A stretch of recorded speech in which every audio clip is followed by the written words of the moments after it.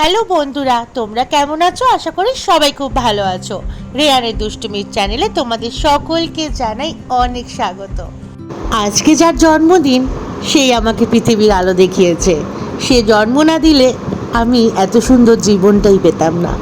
আশা করি সবাই বুঝেই গেছো কার কথা বলছি। হ্যাঁ, আমার মায়ের জন্মদিন। ছোটবেলা থেকে এই দিনটাতে আমার বাবা আর আমি দুজন মিলে মায়ের জন্য কেক এনে, ফুল এনে, মায়ের জন্য আরও অনেক উপহার এনে মাকে আনন্দ দিতাম। আর এইভাবেই মায়ের জন্মদিন উদযাপন করতাম। আজকে সকাল থেকে মা অনেকবার ফোন করেছে, কিরে আসবি, কিরে আসবি। বারবারই মাকে বলেছি উল্টোপাড় থেকে আজ হয়তো যাওয়া হবে না। কিন্তু মজার বিষয় কি জানো, মায়ের জন্মদিন আর আমি যাব না, সেটা কি কখনো হয়? সন্ধে হতে না হতেই ছেলেকে নিয়ে মায়ের কাছে ছুটে গেলাম। আজকে মায়ের জন্মদিন আর মাকে একটা কেক কাটাবো না, সেটা কি করে হয়? চলো, এখন বেরিয়ে পড়েছি আমাদের ছোট্ট কুটুসকে নিয়ে।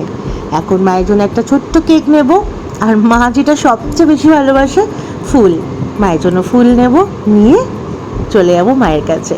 আরও অনেক উপহার মায়ের জন্য কিনেছি, সেগুলো তোমাদেরকে দেখাবো গিয়ে।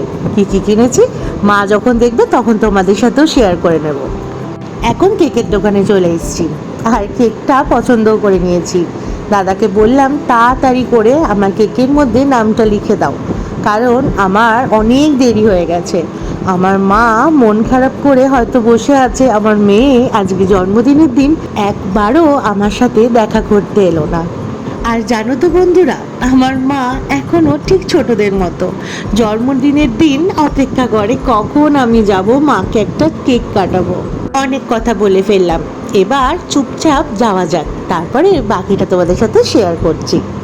ফুলটা নিতে ভুলে গেছিলাম, তারপরে বাড়ির সামনে এসে একটা ফুলের দোকান থেকে ফুলটাও কিনে নিয়েছি। বাড়িতে এসে দেখি বাবা এখানে সুন্দর করে আয়োজন করে রেখেছে মায়ের জন্য। আর দেখতে পাচ্ছ, আমার মা সাজতে প্রচণ্ড ভালোবাসে, তাই মাকে এবছর ভেবেছিলাম মা যেই জিনিসগুলো দিয়ে সাজতে ভালোবাসে সেই সাজার জিনিসগুলো দিয়েই মাকে আনন্দ দেব। আর এসে দেখি মা সাজুগুজু করে বসে আছে আমার অপেক্ষায়। কেক কিন্তু কাটেনি, কিন্তু ঘড়িতে কিন্তু প্রায় 9টা বেজে গেছিলো।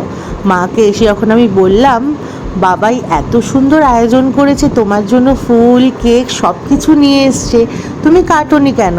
মা বলল আমার অন্ধের মতো বিশ্বাস ছিল আমার জন্মদিন আর তুই আসবি না সেটা কখনো হতে পারে না। এটাই হচ্ছে মামের অনেক টান। আর কথায় আছে না, মার সাথে সন্তানের একটা আত্মার টান থাকে, যেটাকে বলে নারীর টান। তোমার আত্মাতেই আমি, আমার আত্মাতেই তুমি বিলীন। শুভ জন্মদিন, তুমি খুব ভালো থেকো মা। সবসময় তোমার পাশে আছি, আর ঈশ্বরের কাছে সবসময় প্রার্থনা করি তোমাকে সুস্থ রাখুক, তোমাকে ভালো রাখুক, আর তোমাকে হাসি খুশি রাখুক। ছোটবেলা থেকে তোমার আমার প্রতি অনেক অবদান আছে, বলতে শুরু করলে হয়তো শেষ করা যাবে না আমার এই জন্মে। তাই তো ঈশ্বরের কাছে সবসময় প্রার্থনা করি তোমাকে যেন সুস্থ রাখে।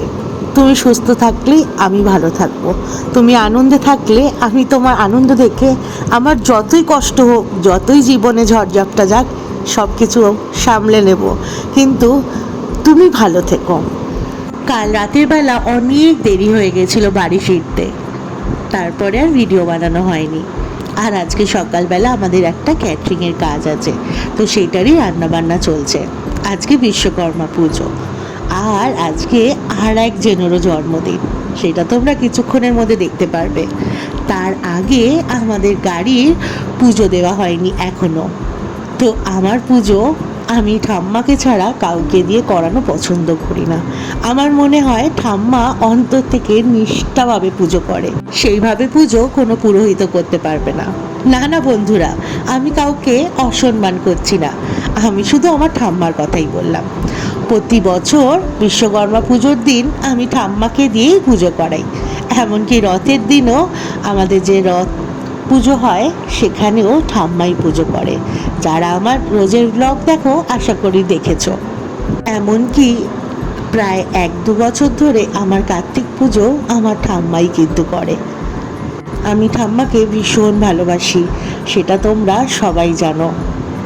গাড়ি কিনে আনার পরে গাড়িটা পুজো দেওয়া হয়নি, আমি বলেছিলাম বিশ্বকর্মা পুজোর দিনই গাড়িতে আমি যে গণেশ ঠাকুরটা পেয়েছি, মানে যেই দাদার থেকে আমি এই গাড়িটা নিয়েছি, সে আমাকে একটা সুন্দর গণেশ ঠাকুর দিয়েছে গিফট, সেটাই গাড়িতে বসিয়েছি। কিন্তু ঠাম্মা পুজো করলো তারপরে।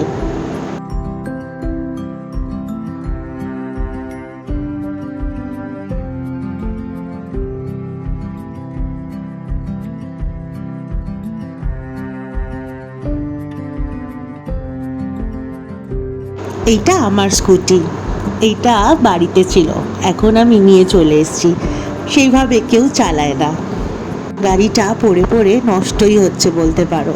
কিন্তু এই গাড়িটার প্রতি অনেক স্মৃতি আছে, আর অনেক ভালোবাসা, অনেক মায়া আছে। কারণ যেদিন মাধ্যমিক পরীক্ষা আমার শেষ হয়, সেদিন বিকালবেলায় বাবাকে বলেছিলাম আমার আজকেই একটা স্কুটি লাগবে, আর বাবা সাথে সাথে নিয়ে গিয়ে এই স্কুটিটা আমায় কিনে দিয়েছিল, সাথে একটা ট্যাব আর একটা ফোন। আর ঠিক তার পরের দিন সকালবেলা বলেছিলাম সবই তো হলো, এখন একটা ল্যাপটপ লাগবে। আর সেই দিনই একটা ল্যাপটপ আমার বাড়িতে চলে এসেছিল। আমার বাবা এরকমই, আমি শুধু হাঁ করার অপেক্ষায় থাকি, সাথে সাথে আমার সব ইচ্ছা পূরণ করে দেয়। এই নিয়ে মায়ের সাথে কিন্তু বাবার ছোট থেকে, মানে আমি যখন ছোট ছিলাম, অনেক অশান্তি হয়েছে। কিন্তু আমার বাবা এরকমই, যদি আকাশের চাঁদটাও এনে দিতে পারতো, হয়তো সেটা বললে সেটাও আমার হাতে তুলে দিত। আর আজকে হচ্ছে আমার ওই বাড়ির ঠাম্মার জন্মদিন। ঠাম্মাকে যখন বলেছি সকালবেলা ফোন করে হ্যাপি বার্থডে, তোমার কি লাগবে, বলেছে আমার জন্য লাল বেনারসি নিয়ে আসবি। আর ঠাম্মার কথা কি করে ফেলি বলো, ছোটোবেলা থেকে ঠাম্মা প্রতি বছর জন্মদিনে আমাকে কোনো দিন সোনার জিনিস ছাড়া অন্য কিছু দেয়নি। আর ঠাম্মা আমাকে বেশি ভালোবাসতো, আর বনুকে দাদু ভাই। আর ছোটোবেলা থেকে আমি আমার পরিবারের সবাইকে প্রচণ্ড ভালোবাসি, সেটা আমার মামার বাড়ির প্রত্যেককে আর আমার ঠাম্মা বাড়ি, আর এখন আমার শ্বশুর বাড়ির মানুষগুলো আমার কাছে সব কিছু। আমি এই মানুষগুলোকে ছাড়া কিছুই বুঝি না। আমি শুধু চাই এই মানুষগুলো সবসময় খুব ভালো থাকুক, যে যেখানে আছে সে সেখানে নিজের মতো খুব ভালো থাকুক।